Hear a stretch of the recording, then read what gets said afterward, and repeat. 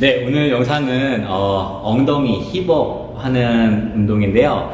힙업 운동으로 되게 뭐 스쿼트나 런지, 뭐 캐틀벨 스윙 이런 걸 많이 하잖아요.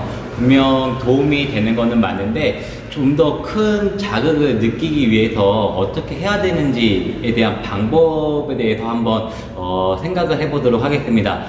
일단 이제 대표적으로는 뭐 스쿼트, 아까 말한 스쿼트, 캐틀벨 스윙, 그 다음에 워킹 런지 뭐 이렇게 있는데요.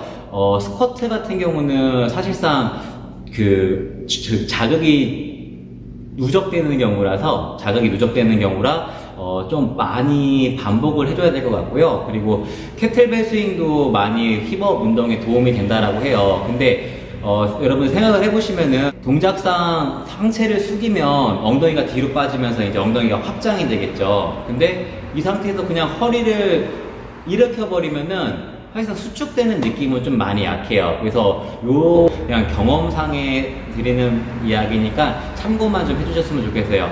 엉덩이가 앞으로 밀려 나갈 때가 수축이 될 텐데 그럼 어떻게 할 거냐? 상체를 숙였을 때 엉덩이가 뒤로 빠져 있는 상태에서 엉덩이를 먼저 밀어주고 엉덩이의 방향성이 뒤로 빠진 상태에서 앞으로 밀어준 다음에 허리를 펴시는 거예요. 모든 운동은 좀 생각할 수 있는 힘이 좀 필요한 것 같아요. 그리고 충분한 연습을 하시고 나서 반복 횟수나 무게 설정을 좀 해보시는 거를 추천을 드립니다. 바로 해서 세트를 시작하거나 이렇게 하시는 게 아니라 충분히 좀 연습을 좀 해보셨으면 좋겠어요.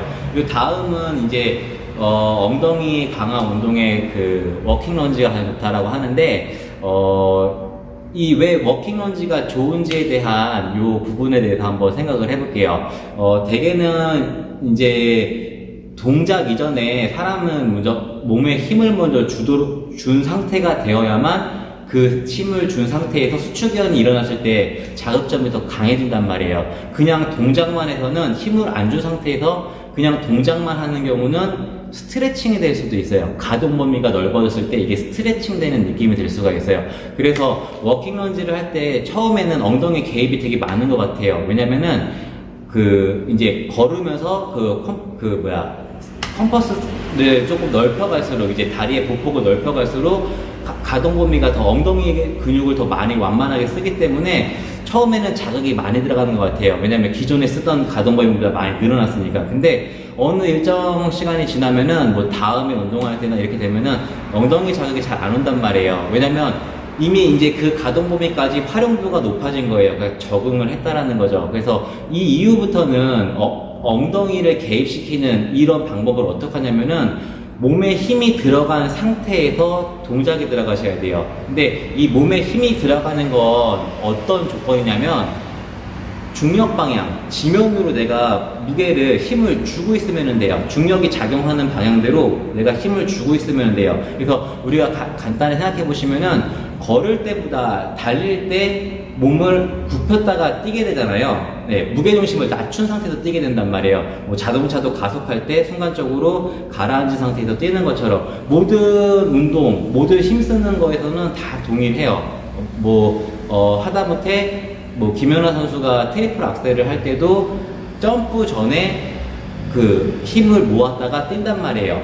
이런 식으로 해서 몸에 힘을 주는 방법은 그래서 헬스에서 숄더 패킹이 나온 이유, 후인 하강이 나온 이유가 그래요. 무게중심을 낮춘 상태가 되어야만이 몸에 힘이 들어가기 때문에 이런 원리예요. 자, 그러면 여러분들이 헬스에서 힘을 주라고 했을 때 가장 어려운 게 뭐냐면 바로 쓴 상태에서 눌러보라고 하면은 이게 되게 어려워요. 그러니까 바로 쓴 상태에서 지금은 앉아있으니까 어느 방향으로 눌러야 되냐면은 사실상 엉덩이를 눌러야 돼요. 스탠스 상태, 서 있는 상태에서는 발바닥을 누르셔야 되고요. 근데 바로 서 있는 상태에서는 절대적으로 못 눌러요. 그래서 일어나 있는 상태에서는 앞무릎을 살짝 굽히는 것만으로도 발바닥을 누르는데 조금 더 용이해요. 그리고 앉아있을 때는 사실상 좀 방법이 없어요. 되게 많이 힘들어요, 누르는 게. 그리고 호흡도 당연히 힘들어지겠죠. 힘을 쓰고 있다라는 거는 호흡이 자연스러운지 부자연스러운지만 보셔도 명확하게 알 수가 있습니다. 그리고 또 하나, 여러분들이 바로 쓴 상태에서는 힘을 쓰기가 되게 어려운데 다리를 어슷하게 쓴다던가 이런 식으로 하면은 힘을 쓰기가 좀 더 많이 용이해요. 그래서 워킹 런지나 이런 거 아니면 스쿼트나 데드리프트를 외발로 해보시면은 힘을 받는 만약에 무게중심 정리해 드릴게요. 외발 스쿼트 같은 경우를 생각해 보시면은 한쪽 다리 힘만으로 굽혔다가 올라갈 거잖아요. 그러면은 한쪽 다리를 굽혔다라는 거는 그 한쪽 다리에만 무게 중심을 다 쏟았다라는 거예요. 그러면은 훨씬 더 많이 힘들겠죠. 이런 식으로 중심을 잡아야 할 경우에는 반드시 엉덩이 근육의 힘이 개입이 될 수밖에 없어요. 중심을 잡아야 되기 때문에. 그래서 개입근이 커지는 거예요. 워킹 런지를 했을 때 이점을 사용하시려면은 워킹을 하면서 일어날 때 한쪽 다리의 힘으로 일어나야 된다라는 거예요. 근데 대개는 워킹 런지 했을 때도 한 발 가고 일어났다가 다시 한 발 가고 일어났다가 한 발 가는 경우가 많아요. 이렇게 되면 엉덩이의 개입근이 많이 약해져요. 그래서 외발 스쿼트처럼 한 다리의 힘으로만 일어난다라고만 생각하시면은 엉덩이 힘이 충분히 충족 조건이 만족이 되실 거라는 거예요. 그래서 외발로 할 수 있는 운동들을 좀 많이 보시면 좋아요. 우리가 힘을 자연스럽게 쏟는 그 동작들이 대개는 좌우대칭에서 잘 일어나질 않아요. 좌우대칭에서 거의 복압을 많이 위주로 힘을 많이 쓰려고 하죠. 아니면 아까 같은 숄더 패킹이나 그런 방법으로. 근데 일반 운동, 이제 뭐 펑셔널 트레이닝 될 수도 있겠죠. 기능성 운동들, 균형을 잡아야 할 경우에는 아무래도 힘이 안 들어갈 수가 없다라는 거예요. 균형을 잡거나 중심을 잡아야 되기 때문에 요런 거를 좀 접목해서 운동하실 때 활용을 할 수 있으면 매우 좋을 것 같아요. 아마 조금만 생각해도 아실 수 있는 내용들이에요. 그래서 내가 왜 이전에는 좀 잘 됐는데 지금 왜 안 되는지에 대한 원인 파악을 좀 하시고, 요런 거를 좀 내가 잊고 있었구나라는 생각이 드시면은 좀 운동하실 때 추가를 해보셨으면 좋겠습니다.